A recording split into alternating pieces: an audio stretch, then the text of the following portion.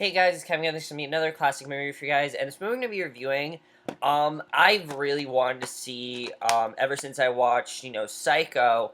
I really wanted to watch more Hitchcock movies, and I never really got around to doing that. So I figured, you know what? I saw this movie in my library. I said I have to rent this. I have to finally watch it, and that is the 1954 mystery thriller classic Rear Window.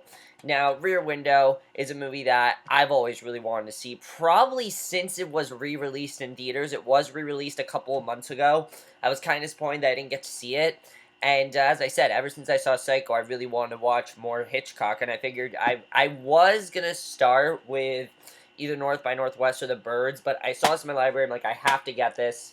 And finally, I've seen Rear Window, and obviously, how is Rear Window? It's obviously a masterpiece. I love this movie.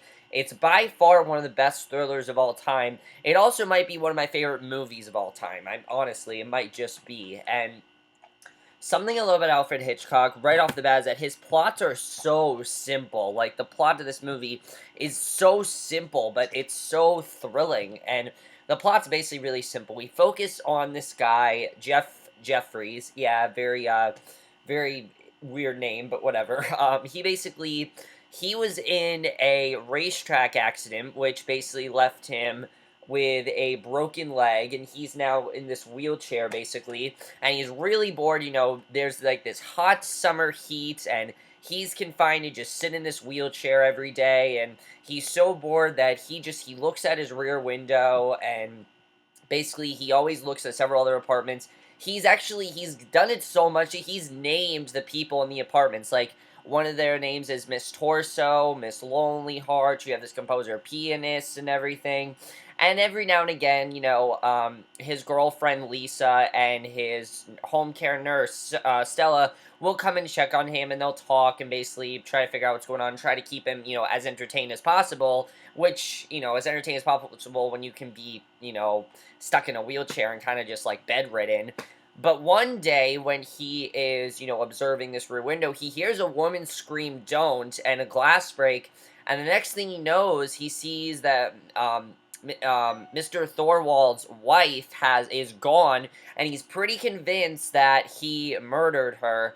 And basically, he starts to come up with some theories about how he could have murdered her, and everyone pretty much is trying to help him out, see if he really did it. And that basically is a plot of Rear Window, and I think that is an awesome plot. I really do love that plot, and that's one of the things about Hitchcock, is that his movies are so simple, but there's so much more to this movie than just that, and there's so much to talk about. Something that's actually interesting about this movie that I didn't know is that it's actually in color. I didn't know this movie was going to be in color, but it is in color, and I think it was perfect that it was in color. Let's first get to the acting in this movie, because the acting is really what makes this movie as good as it is. Well, it's not the best thing about this movie. I'll get to the best thing about this movie. But by far, the acting is just terrific in this movie, honestly. I'm surprised that this movie didn't get any, like, Oscars or anything, or any accolades. It should have. It deserved it. It should have gotten some accolades. Specifically James Stewart as LB Jeffries. Oh my god, he was incredible in this movie. I'm having a hard time now deciding if this is my favorite performance from him, or if It's a Wonderful Life is. He was amazing both performances. They're very different performances, but he perfectly played this role. I mean, you can really see that he's just bored. He is constantly getting checked on by his nurse, and he doesn't want to do this anymore. He's tired of this. You can tell that he does the same thing all the time, and he's bedridden, and he's stuck there, and he really doesn't want to do this, and you kind of see the world through his eyes, and I thought that was really interesting the way they did that. And the movie never leaves his apartment, which is something that I think is really well done here. It's a very, quiet movie. It never really leaves his apartment. You see what's going on in the other windows, but you don't go into those other apartments. You only see it through his perspective, and I think it was very well done the way they did that, and it made the movie a lot better. And he did an amazing job in this movie, especially after he witnesses the murder. He, becomes more and more aware of what's going on, and he really provides a message of, we all go through that thing where, like, we want to look through other people's windows, but it really is a great message of, like, you shouldn't know other people's business, and you should just basically it's like the consequence of what could happen to you. And I love that Alfred Hitchcock movies, a lot of his movies tell lessons, and that's very well done the way he does that. In fact, I believe his TV show, every single episode, he would address what the lesson is, and I think that's really well done that he did that. And this is one of those movies that did that, and I really do love that. And I know you guys say, well, they're not exactly kids' movies. Well, you know what? Adults need guidance as well. Not everyone knows everything. I mean, even older people, like Jeff Jeffries, he was just a curious guy who just got bored and didn't know what else to do, so he just started looking through apartments. He never knew he'd witnessed a murder, he never knew that had happened to him, and I thought he perfectly showed that. Grace Kelly as well, I loved her character in this movie. I really thought her character was really well done. Lisa, I loved how dedicated she was to Jeff. She basically plays his girlfriend, who's much, much younger than him. She does look quite attractive in this movie, I definitely will say. Grace Kelly definitely looks attractive in this movie. But I really love the chemistry between these. You can see how much she wants to help him. She wants to do whatever she can to stick by his side, and you can see how much she cares about him as well, which I thought was really well done. Really add a lot to the movie. Their chemistry was great, and by far one of the best parts of the movie. Wendell Corey as well is really great in this movie. He is this NYPD detective, Thomas J. Doyle, who's also Jeff's best friend. I really liked his character. He's trying to do whatever he can to get the answers and basically help out Jeff as best he can, but he's pretty convinced that this is not going on. He doesn't really have much evidence, and his scenes are really thrilling. I thought they did a great job with that.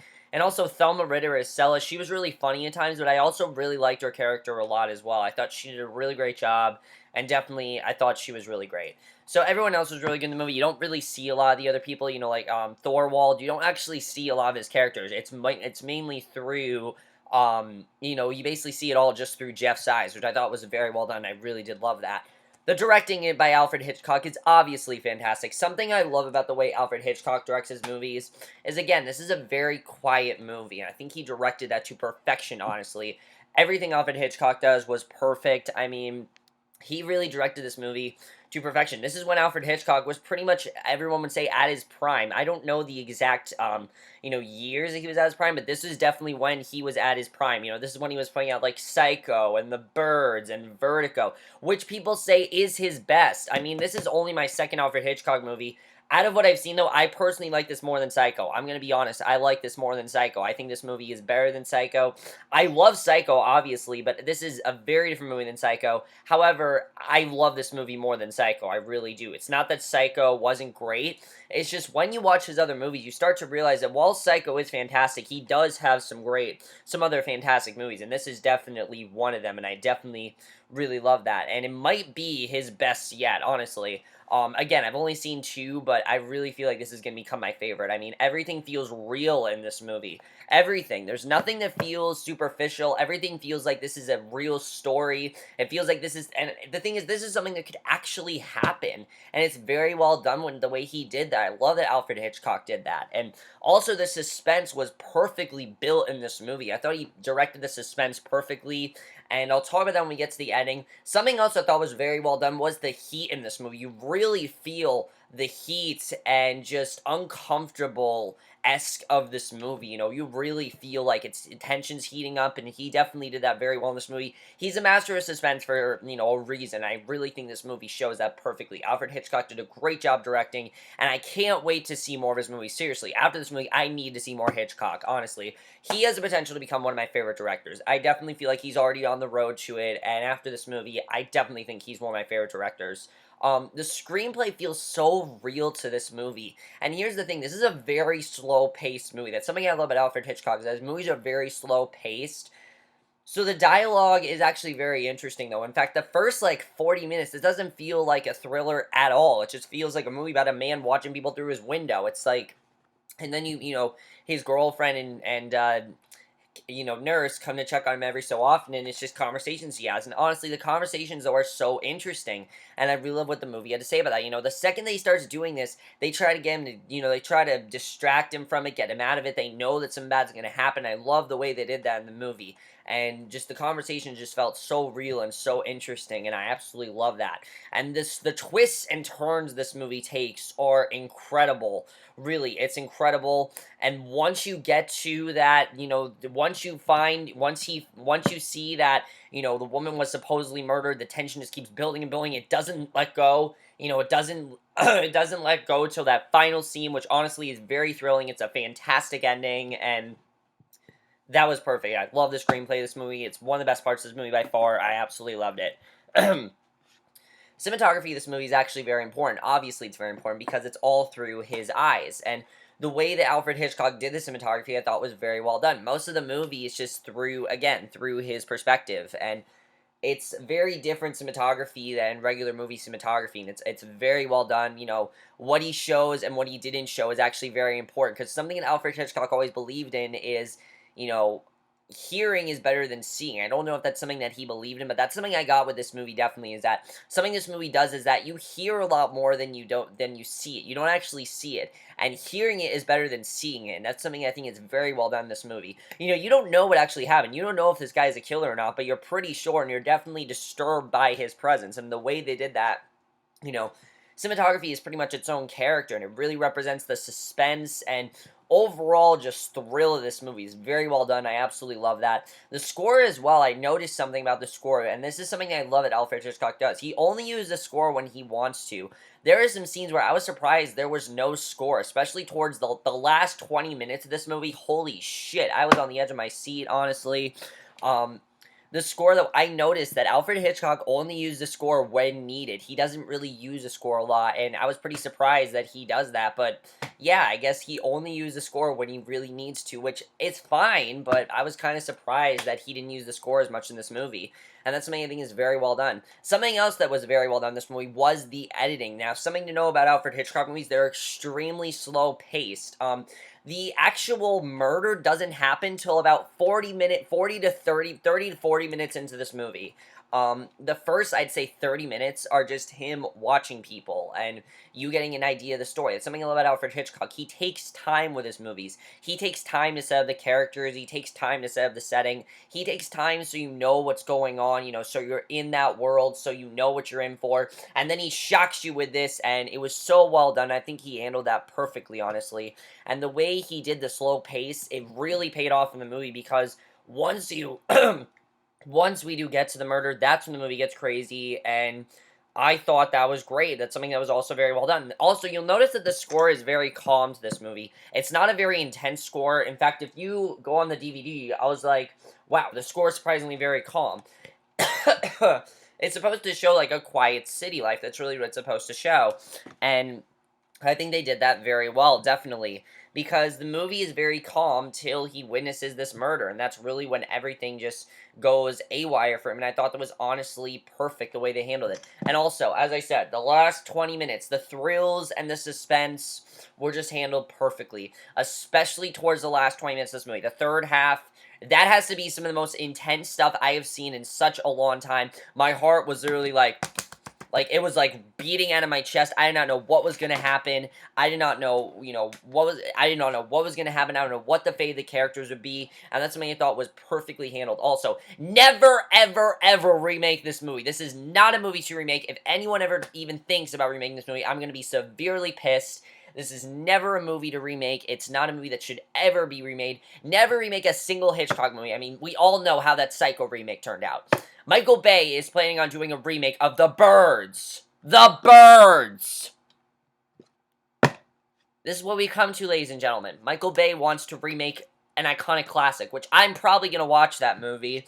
And, yeah, I'll avoid that piece of shit, but never, ever remake Rear Window. This is a movie that I honestly feel probably is the most relatable out of all Alfred Hitchcock movies, because the real message is that curiosity killed the cat, and that curiosity does get the best of us, and that even though we are, human beings, we do get curious. We want to know what's going on, and that still is today. I mean, to this day, there are still people that are very curious and want to know what's going on, and, just become very snoopy and, snoopish and things like that, and bored of the world and basically have to look through windows. I mean, that's still how it is, and there's a great line in this movie. There's so many quotable lines in this movie. Probably my favorite line, though, is, is actually a spoiler, and I want to talk about right now because I think it's one of my favorite lines in the movie by far.